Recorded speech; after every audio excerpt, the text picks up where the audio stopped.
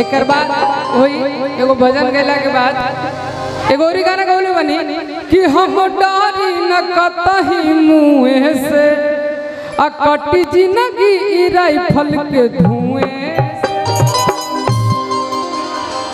वो सब तमाम गाना आप सबके सुनाई।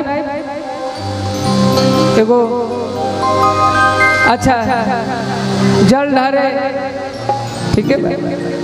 एगो गाना गए हैं मेरे भैया पीछे से कह रहे हैं अरे संगवा में यूपी बिहार चलले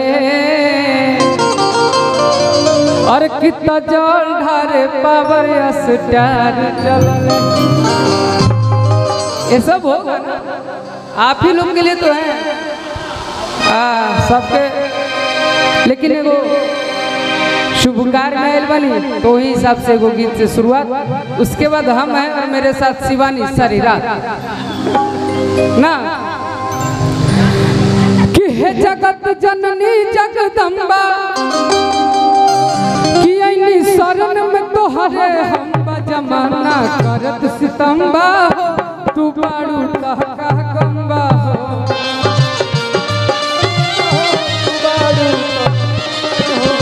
जमाना करत सितम्बा तू बाड़ू लहका गंबा।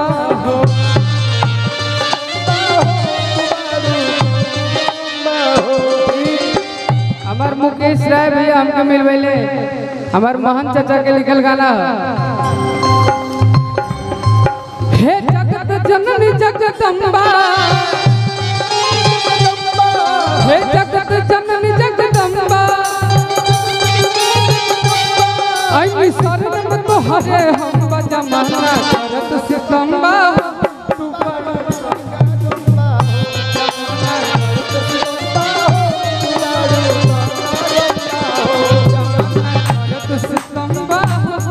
बाड़ू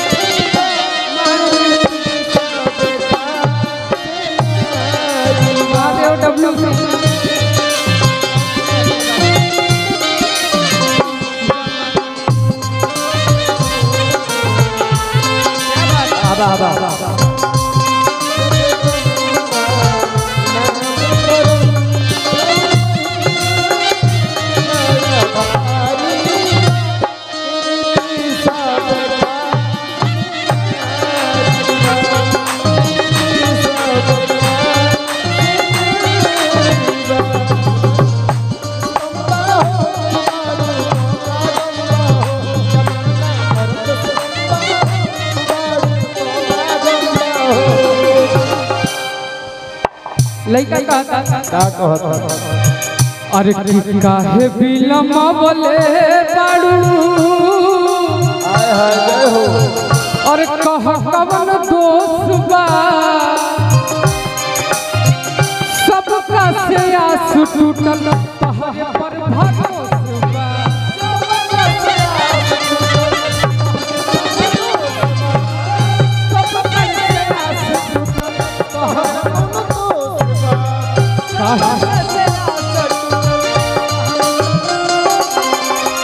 काहे बिलमा बोले बाड़ू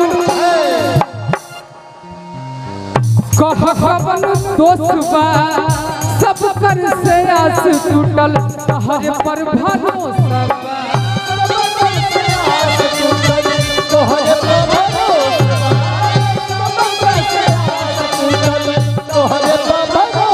बा दब जाया माई हरदम्बा सब बम बम जमाना करत सितम्बा तू बाड़ू लहका जमाना करत सितम्बा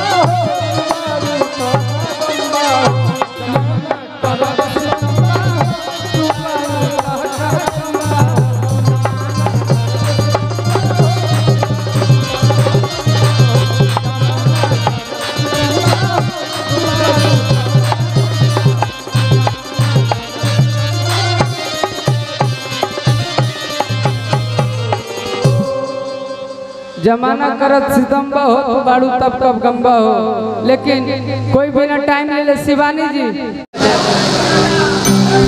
एक लाइन ओकर बाद बोलू भैया अपना हिसाब से सबको बोले है। अरे कितना हेलो भैया कि रंगदारी मिलल बा विरासत में। अब जी छपरा के बाबू अपने खातिर गई, आज हम बानी आते हैं हमू बानी कि पूरा जिला जे बाहर रे कि हबे एरिया हमार रे कि पूरा जिला जे बाहर रे सुत जाए जाके कि हबे एरिया हमार रे कि पूरा बीती जीवन तोरा साथ में कि रंगदारी मिलल बा विरासत में टाइम न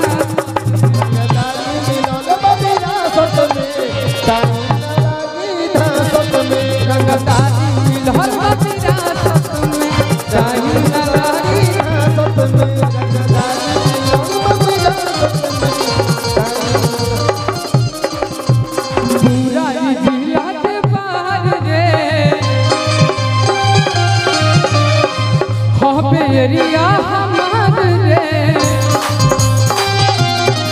पूरा जीवन तोरा साथ में रंगदारी मिलल बा विरासत में खासत में मिलल बा विरासत में।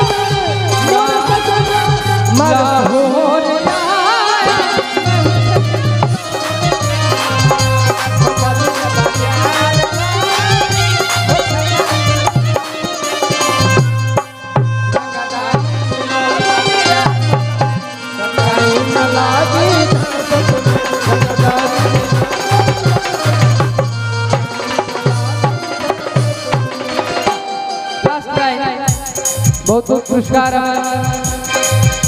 बड़का भैया के सबको उनका बाबा कहला भोला बाबा भोला हम भैया कहला भोला भैया हबे रंगदार तना मीरे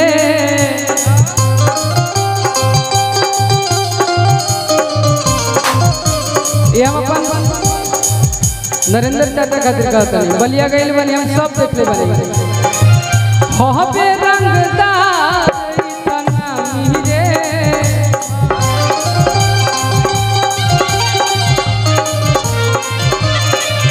नेता विधायक ठोके सलामी रे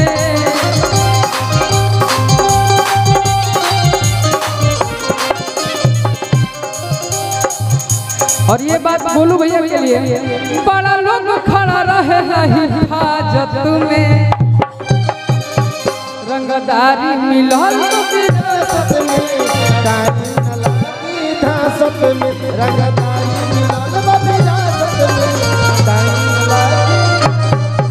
रंगदारी मिलल विरासत में रंगदारी मिलल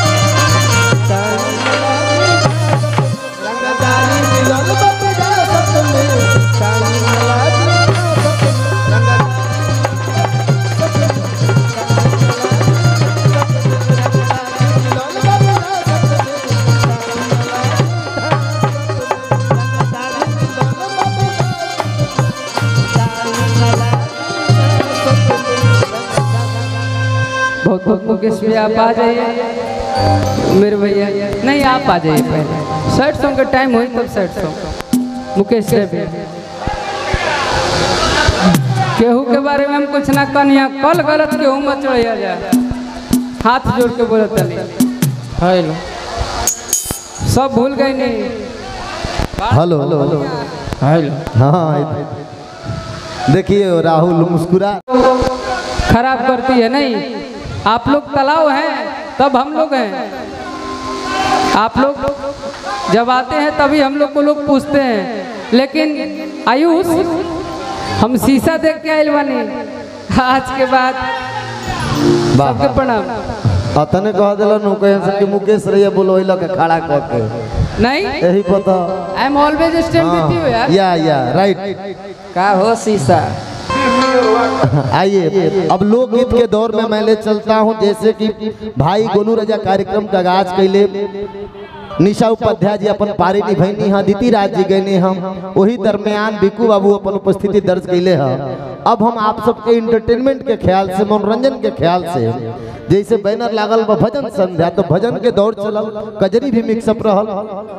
अब मंच पर हम चाहम जितेंद्र चाचा कि पानी तनी साज बाज पर यह सब कलाकार लोग के गर्मी भी बात, मंच पर पानी के बाटल भेज दिया जाओ।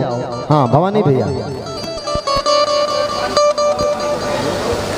अब सबके मन में चाहत बा कि अभी के दौर जो चलता कि पहले ही प्रथा ना रहे, लेकिन अब यूट्यूब से सब लोग देखता तो चाहत